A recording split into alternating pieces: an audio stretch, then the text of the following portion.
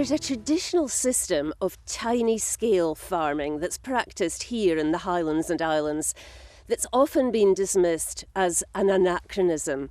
Today, though, it's being viewed by some as a model for modern agriculture. It's called crofting.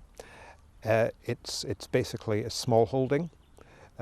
Units, average size 5 hectares. When you're a crofter, you're a bit of a jack of all trades really. Sheep, cattle, a bit of fishing, a bit of contact work, maybe fencing, and some people have a full-time job and are part-time crofters. It's small scale in that the individual crofts are small scale, but then you have to remember that there are a lot of crofts, and they're actually managing about 750,000 hectares.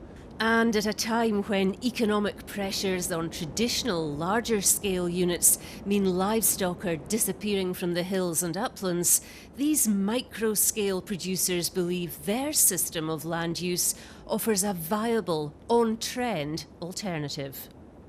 The European Common Agricultural Policy is moving much more towards rural development, not just agricultural support.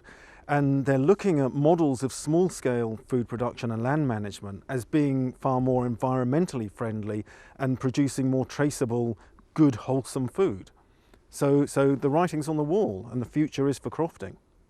If a hill farm of many thousand hectares and thousands of ewes can't make a sustainable living, there is a case for making that land into crofts, whereby a number of families could actually live and work on that piece of land and also do other activities, other forms of employment and self-employment at the same time, which would actually be more sustainable than that one single unit. But the development of crofting has been thwarted for generations by deep-rooted problems. The unique security of tenure system means it's virtually impossible to displace a crofter, even if it's been a couple of generations since the land was used. So in some areas, derelict and abandoned crofts are a blight on the landscape and a major frustration for serious crofters. Neglect is a big threat. Absenteeism is an issue that's been raised recently, but neglect is a big issue. For the areas that have gone past maybe the tipping point, it is going to be difficult, but we need to bring in new blood, we need to bring in younger people who are not just looking for a house site, who are actually looking to work the land in some way. To me, having a croft hand, it's not an absolute right, it's a responsibility, and if you're not able to manage it, then you should pass that on to somebody else. In some ways then, the beauty and the appeal of this remote landscape has worked against the fundamental business of food production, because an increasing number of people now want to live here without working the land. Crofts are being sold in the open market for huge prices, and when it's such a kind of picturesque area, then there's a lot of people who buy holiday homes. So it makes it very difficult for locals who want to have a croft when that sort of thing happens. Then there are other people that are maybe slightly more mercenary, and they sort of buy the plots of land and then build houses on them and sell them. So they aren't real crofters as such.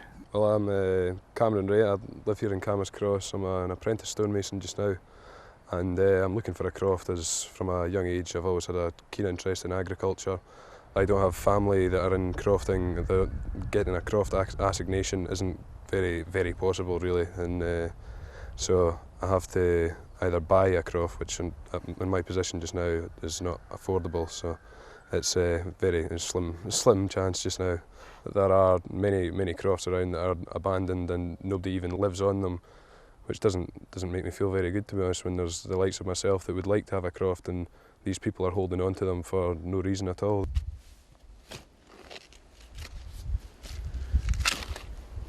This is a defining moment for crofting. It's a system which ticks all the boxes: sustainability, local food production, in harmony with the environment. And now a crofting reform bill, currently going through the Scottish Parliament, pledges to deliver legislation to ensure future generations can follow this traditional way of life.